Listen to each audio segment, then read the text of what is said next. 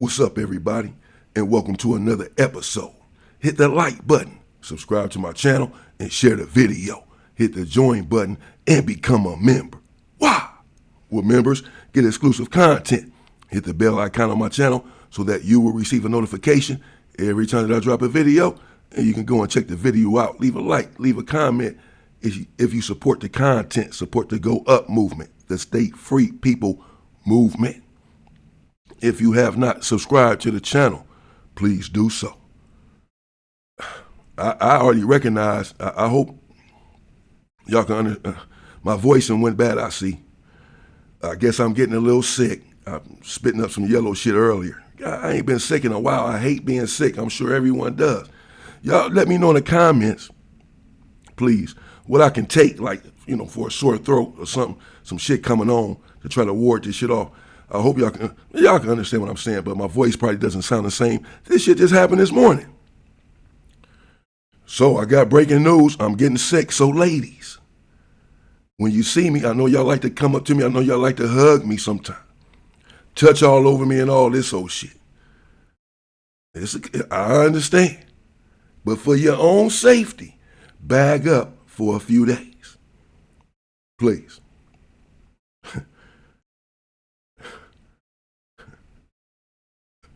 Let's get into it.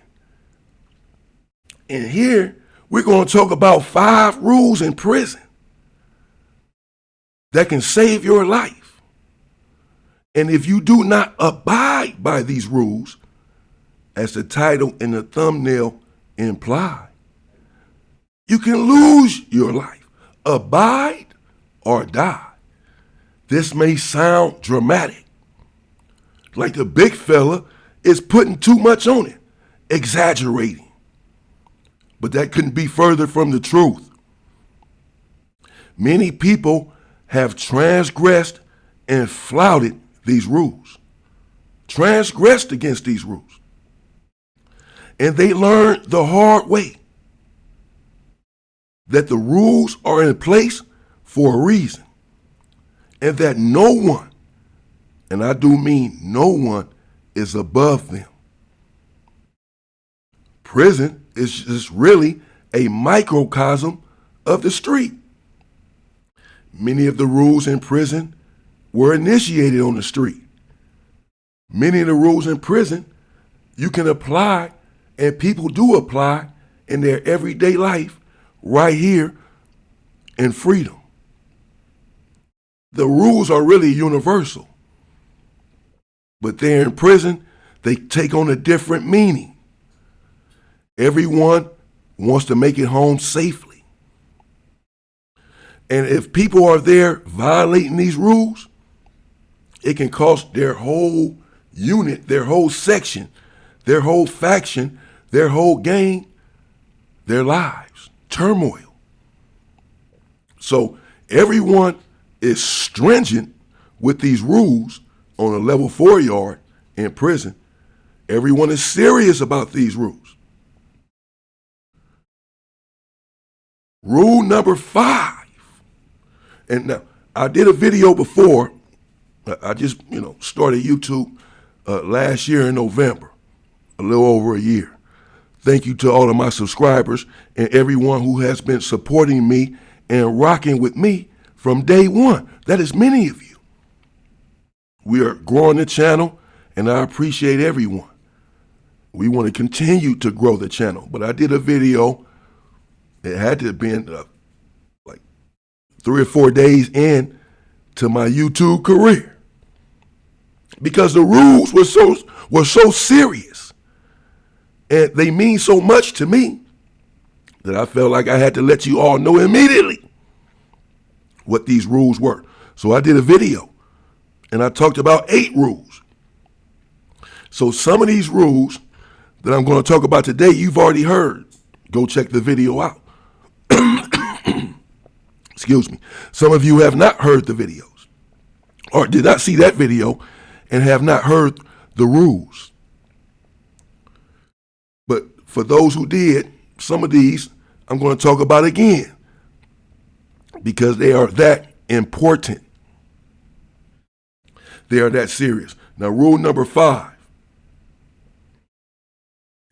No gossiping. I know for sure I talked about that in my prior video. No gossiping, no running your mouth, no talking like a female behind anyone's back. You may think that that's not a big deal because many of you do that. But it is a very big deal. The reason not to do this is multifarious. Multifarious, there are many reasons for it. One is that it is unmanly. Now, I brought you the story before about the young homie supposedly running his mouth in the prison behind the homie's back. And when confronted with this situation, he denied it. He got punched, fell down, hit his head, and he passed away. Rest in peace to the homie. I've been in situations where I've seen grown men on the street, killers, bring people to the table and say right there, now tell him what you've been telling me, bro. Tell him. Or else. You talking about him to me behind his back, but I'm a gangster. I don't want to hear it. I'm not a female. I don't want to be gossiping with you about another man. But he doesn't know how you feel. You've never told him. You're running around telling everybody else that he's a snitch or he's a buster or whatever it is that you're saying behind this man's back. You've never told him. And a real man is not going to respect that. And now you are confronted with a situation because you didn't want this person to know that this is how you felt. If you did, you would have been told him. Instead of telling the person that you was telling, you'd have told that person. I remember one time sitting in a cell in the SHU program, into Tehachapi SHU, and I was in a cell with the young homie. And the homie down the tier had pissed me off about something that had happened on the yard during the workout. And I came back and I was explaining to the homie what happened. And I'm talking shit like, man, this dude, man, motherfucker, whoa, whoa, whoa. And he ain't saying nothing. Then finally I'm like, man, goddamn, you hear me? He's like, yeah. I'm like, shit. He's like, bro, I ain't got nothing to say about that. You my big bro. And I got a lot of love for you. I got love for the homie as well. But I have nothing to say. I have no response. I'm not finna sit here and say something to him about him, and I haven't told him, bro. I ain't saying that you doing something wrong. I'm hearing what you're saying. But if you expect me to take a side or to bad mouth the homie, you got the wrong man. And I understood. And so now, whenever I have a problem with anyone, the only person that will really know is the person that I have a problem with. And that should apply for everyone. No gossiping in prison, because it'll come back on you. If you're talking about this person behind his back about, for whatever reason, if you're talking about this whole faction, this whole car, getting involved in shit that you have no business getting involved in, it will come back on you one way or another. So just don't talk about anybody. Do not gossip. Even here on the street, it'll come back on you. And it only makes you look bad. At the end of the day, the person that you're telling, they may be engaging in a conversation with you, but they're frowning upon you at the same time, figuring that you will also talk behind their backs when the time came. Just don't gossip. Number 4, and this is a very big one, mind your own and you live long. I heard that growing up on the street. That's where I first heard that statement. Mind your own and you live long. Meaning, of course, mind your own business and you will live a long life. The flip side to that means then, if you do not mind your own business, it can truncate your life. It can curtail your life. It can shorten your life. It can take your life. That's what that means. In prison, you will see a lot of things. You may be walking down the cells and see someone with a needle hanging out of their arm nodding off. You better keep walking and mind your business. You may see someone getting stabbed. You better keep walking and mind your business. You may see someone getting stumped out or even SA'd, getting played with from the back. You had better mind your business and keep walking. And is it not the same for the street? Mind your own business. Because if you get involved in someone else's business, it can cost you your life. If it's no business of yours, keep walking. That's what I did in prison, and that's what I do here on the street. If it doesn't involve me or the people that I care about, then I mind my own damn business. I don't get involved. And that's what you must do on the street or in prison. Mind your own business. If someone is stumping out their homeboy, it's not for you to know why. Don't even ask questions. If it doesn't involve you and your comrades, your section, your faction, your loved ones, who can, man, mind your own business.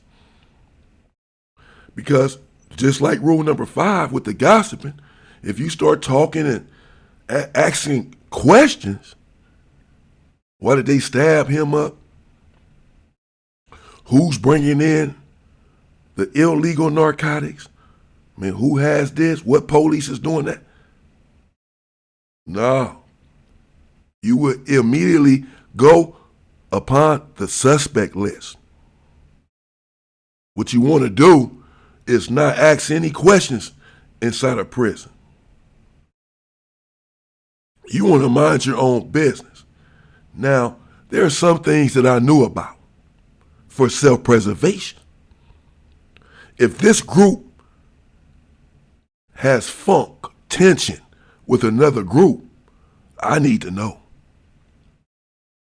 Because I don't want to be around either one of these groups on the yard if it's about to go up. It can be friendly fire. Motherfuckers swinging knives everywhere and I get hit because I'm right there. What the hell I'm doing right there? So I need to know what's going on some of the time. But that's different. That's just being aware of your surroundings. That's very important. You must be alert in prison at every turn because it can go from good to bad from nowhere, from 0 to 100 in a nanosecond. You won't know what the hell hit you or hit the yard. Shit can just go haywire. Oh, it has happened many a times. So you must be alert and aware of what's going on, but that's different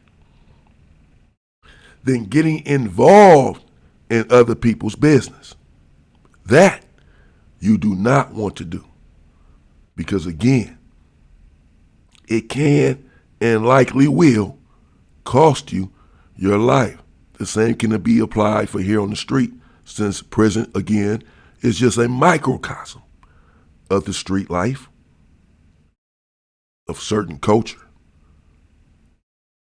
Again, I cannot stress enough, I cannot emphasize enough how important these rules are, how vital they are for your survival. These rules can be applied in the Los Angeles County Jail or any county jail, any federal prison or state prison, be it a level 1 yard or a level 4 yard. However, they are just much more strictly and stringently enforced on a level 4 yard. You cannot transgress against any of these rules. You cannot flout any of these rules. And these rules are in no particular order. I can easily do a video with 1,000 rules to survive in prison, literally. There's so many rules, so many, and I'll get to more of them later. But these are some of the very important ones. I wouldn't even say that these are all really the top 5. But there's one rule, the number 1 rule, which I'll get to, that it's the number 1 rule on everyone's list. If it's not, something's wrong with that person. It's the number 1 rule. And everyone, you will abide by that rule, or you won't walk out of prison. That's for sure. But these are very serious rules. All of them. And it's best that you abide by them. Rule number 3. There will be no race-friendly going-ons. If you are friends with someone from another race here on the street, you went to college with them, you and old Robert, you and Jimmy freckle-faced Jimmy was in the dorm together in college. But now y'all done found y'all way to prison. You better act like you don't know freckle-faced Jimmy. Is this separatism? Is this racism? Yeah. That's prison. Every group sticks to their own group. That's just the way it is. I didn't make the rules, but I damn sure followed them. When you're on the yard, you will always see the whites with no one else but the whites. You will always see the blacks with no one else but other black people. And of course, the same for the Hispanics, the others. It does not matter. We don't even go into their areas on the yard. We don't walk by their tables. Damn sure can't walk in between their tables. They can't walk in between our tables. We have our pull-up exercise bars, 3 or 4 on our side. They have theirs on their side. Neither one of us crosses the other. You stick to your own race in prison. You stick to your own people. Now, there are people who have come in prison that were a different race, but claiming a different race's gang. So Hispanics have come to prison claiming a black gang. One such incident happened in Lancaster in 1996, I believe it was, when they had the riot there over a dude from Piru coming in, from Compton, a Piru, I believe it was. But he was a Mexican claiming a blood gang. And a bloody riot kicked off there in Lancaster. A bloody, vicious riot. Many people were injured. I may do the story on that soon. Because no one likes that. Told you, y'all know what happened with Milk. You know, white guy claiming a black neighborhood. That was just in the Los Angeles County Jail. But every race sticks with their own. Blacks will only cell up going to inside of a cell with another black. That's the same for every race. You will never see a black and a white person in a cell in any prison in California. Or a black and a Hispanic, so forth and so on. A white and a Hispanic is not happening. Ever. Every race minds their own business and sticks to themselves. Now, you may see, it's not like you just can't talk to someone. I was cool with plenty of Southsiders. I was cool with their head honchos. So I holler at them all the time. We did business together, all of that. But it was not a close relationship, really, with the head honchos. They didn't let me get too close to them. Of every race. And I didn't let them get too close to me. Because at the end of the day, everyone has to ride with their own race, right or wrong. So they will always take the side of their own people when the shit hits the fan, when it comes to it. And I always bore that in mind. So I never got too close. Because every race sticks to themselves. The blacks have their own tables, their own benches that they sit over there and play cards with, shoot the shit, shoot the breeze, work out, whatever. And the Hispanics had their side, the whites had their side, every group. And even if you want to talk to someone from another group, you don't go by their tables, by their side and do it. That's not the area you want to do it in. You want to go to a neutral spot there in the middle of the yard somewhere. Walk around the whole track together and talk. But you don't want to go to their side and talk, and they don't want to come to your side and talk. No matter how cool y'all are. Every race stays to themselves in prison. That's rule number 3. Every race stays to themselves. You must stay to your own race. You may be a black man out here on the street, and you done went and got yourself a snow bunny. Jennifer Aniston. That's fine. Here on the street. But don't you take your black ass in prison thinking because you got a bunny out here on the street that you somehow neutral. That the whites are going to accept you because your wife is white. Man, don't play them kind of games. Understand this. The whites in prison are extremely racist and very volatile. Well, the Aryan Brotherhood, the Nazi lowrider, they're there in prison. They don't like you. So you're going to stay to your own race and you're going to mind your own race's business, no matter what you had going on out here on the street. Rule number 2, no stealing. Now you may think, well, of course there's no damn stealing, but you'll be surprised how many people try to flout this rule. How many people do not take this rule seriously enough? A thief in prison is on the same level as a chomo, a rat, someone who likes cheese. He's on the same level.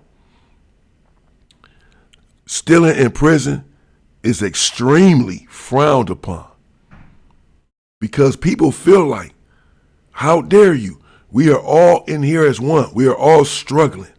It's us against the powers that be. We all trying to get our families to send us $20 damn. Ain't none of us got shit in here. And you're going to try to take what little we have? You've all heard stories about people losing their lives in prison for stealing. So it may seem like an obvious one. You shouldn't steal on the street and you shouldn't steal in prison. It's just obvious. But I don't think people understand the severity of it in prison, how so vehemently it's frowned upon in prison. I mean, if you get caught stealing in prison, no one will be able to help you. No one will be able to save you. No one. They would not even attempt to save you. They're going to find it despicable behavior themselves. Your comrades. They will not put their lives on the line trying to preserve your life if you've been caught stealing. In fact, they may be the very ones to take your life, your comrades. If it does not belong to you, don't touch it. Do not touch it. I know there are people in prison who watch my channel. There are people in prison, or there are people on the street who have loved ones that are in prison. That's why I'm giving y'all these rules. There are some people who watch my channel who may be on their way to prison because they're not listening.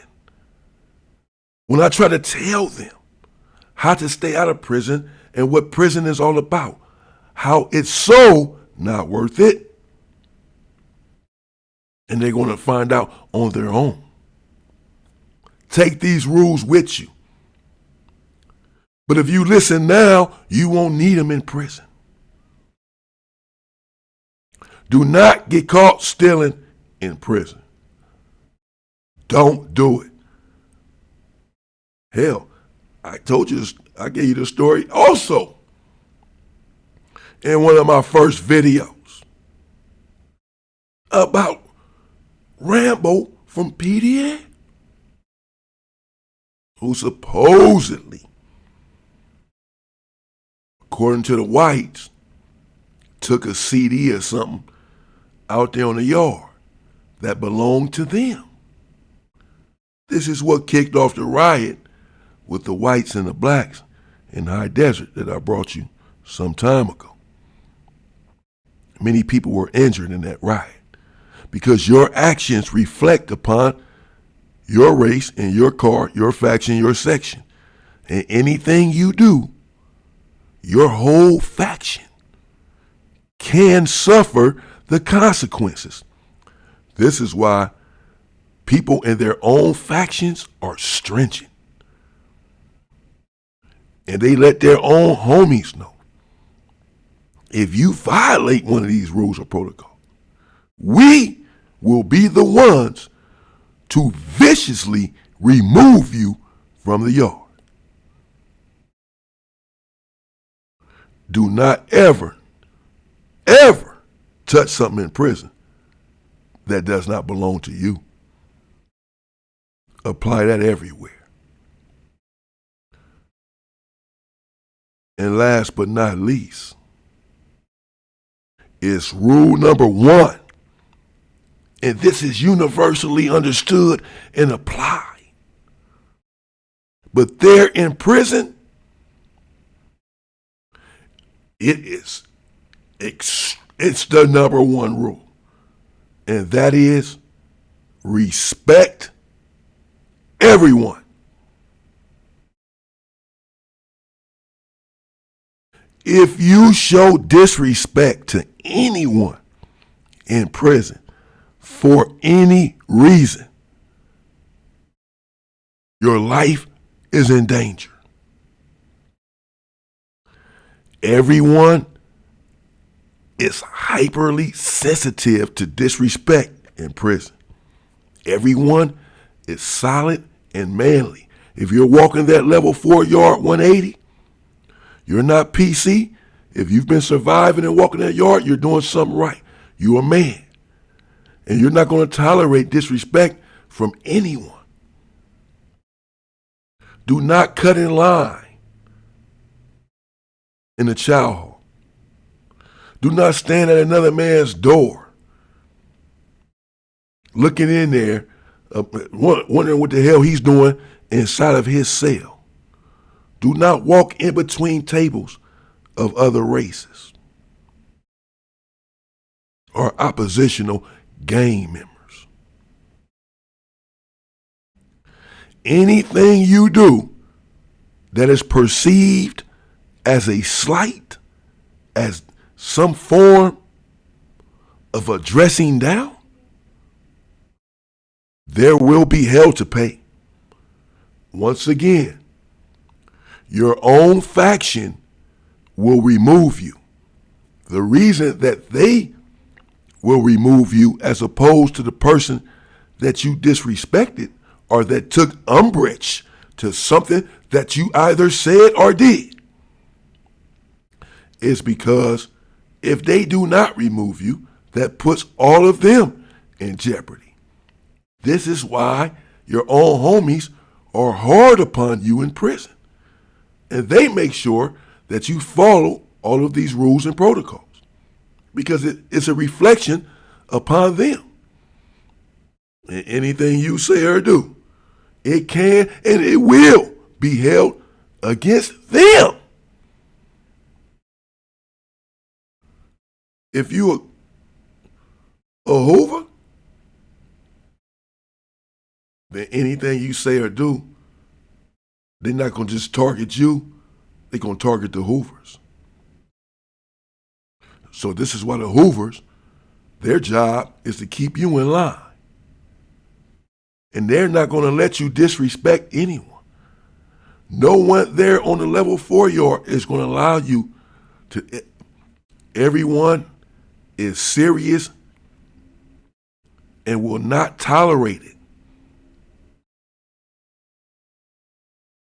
If you're there in the chow hall and you're eating and you happen to be at a table with another race or even your own race, do not talk over them, talk over their food, you spitting out food out your mouth while you talking and shit. And they sitting there trying to eat their food there, right? These tables are small. 4 people to a table inside of the chow hall. And you doing all riots have kicked off over this kind of shit. Because someone felt disrespected. Like, bro, I'm trying to eat, bro. You sitting there talking and she's spitting out. Like, man, I can talk. It go up, right? It go up. Immediately, ain't no more talking. Because someone took umbrage to something that was said or done. So they're in prison. You must, I cannot stress this enough. Please hear me. You must respect every race, every car, every faction, even if they're your enemies. You're going to show them respect. What's up, man? Excuse me. Walking by, mean mugging motherfuckers, and like, it's not juvenile hall, bro. Motherfucker take disrespect to that, man. This dude keep walking by me, bro, looking at me weird and shit. You know what to do. Let's stab him in the neck. There ain't gonna be no disrespect. These some real men up in here. They ain't going for it. They ain't going for none. These rules are in place for a reason. Stringent rules and protocols. And they are stringently enforced. So many people have lost their lives. It got their faces stomped out. They're in prison for showing disrespect, particularly to another race. Not because they're more scared of this race than they are their own, but because it can cause a race riot where many people are injured. If a black disrespects the Crips, or if a Crips disrespect the blood, or vice versa, a Muslim disrespects a Crip, then that group goes at it, or just those two people. That doesn't affect the whole community. But when it's a race against another race, then that affects the entire race, and everyone is in jeopardy. So if you disrespect someone from another race, it's not just the blacks. The South, that's every race that feels that way. The whites will not allow another white to disrespect blacks. Regardless of how they feel, they're not going to openly voice that. They're not going to disrespect us in any way. The Southsiders are not going to allow another Southsider to disrespect the blacks or Norteño or whomever, because the whole races will have to clash at that point, opening up many people to danger. So this one is going to be the most enforced rule ever, to respect everyone. I'm talking about show the utmost respect to everyone in there. You must, that's the number one rule, people. Show respect. Do not do anything that can even slightly be perceived as disrespectful. I mean, even slightly. Because if you do, they'll bust your head wide the fuck open. Bust it open. I'm serious as fuck. They'll bust your head open, bro. Motherfuckers ain't in there playing. This shit is serious. Every rule that I just told you, I can back it all up with violent data. Proof that if you transgress or flout any of these rules and or protocols, again, they'll split your head open. Show respect to everyone in prison.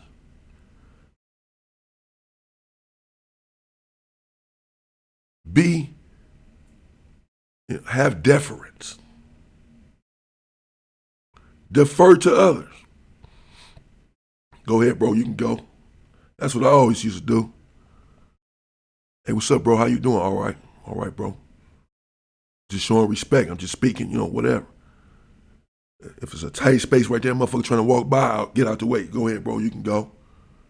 So I ain't tripping over him or he tripping over me. It may sound simple, but I'm telling you, it goes up for anything, especially when you're dealing with another race. Anything that's perceived as disrespect, it's going to go up, bro. People get hurt. So just to be safe, just to make sure I was showing enough respect, I just get out the way. Go ahead. I don't talk over nobody's food. I don't look in nobody's cell. I don't talk loud.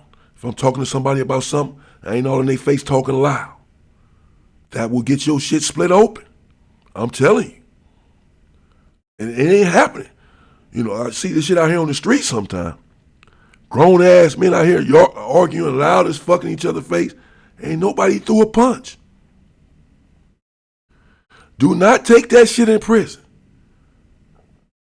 Do not think prison is like that. That it's some type of game. That you can go up in there and hoop and holler at somebody in their fucking face or behind their door or whatever. And they're going to come from behind that door at some point. I brought you this story about G Active, the Damu, the Blood, and the dudes from Do-Rock. They're in Centinela State Prison. Where again, the Do-Rocks, they had taken umbrage to his tone. They felt like he had threatened them, G Active, by his tone. And they brought it to his homies. And that's how it goes in prison. You follow the protocol. The protocol is that you give the section, wherever this person is from, you give them a chance to take care of it. You don't take care of it yourself. You have to go to their shot caller, whatever, say, man, your people did this, that, and the other. Whatever it is. Now, either y'all are going to remove him, or we are. Or it's going to go up with y'all.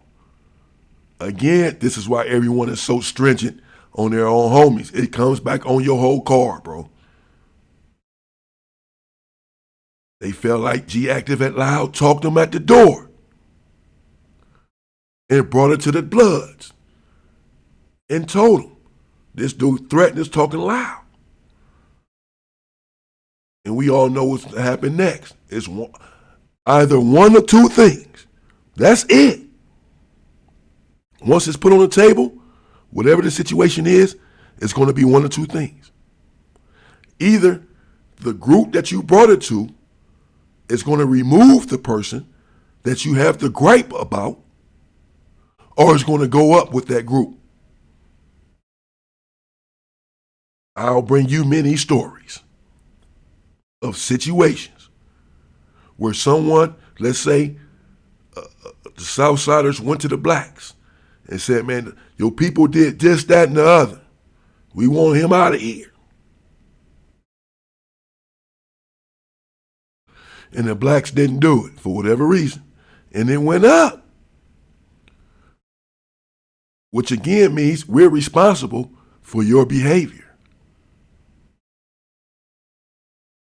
So it's either, okay, we'll get him out of here, or no, we ain't getting him out of here. We don't feel like he did anything bad, or we don't feel like it was that bad to where he has to be stabbed up and removed from the yard. So no.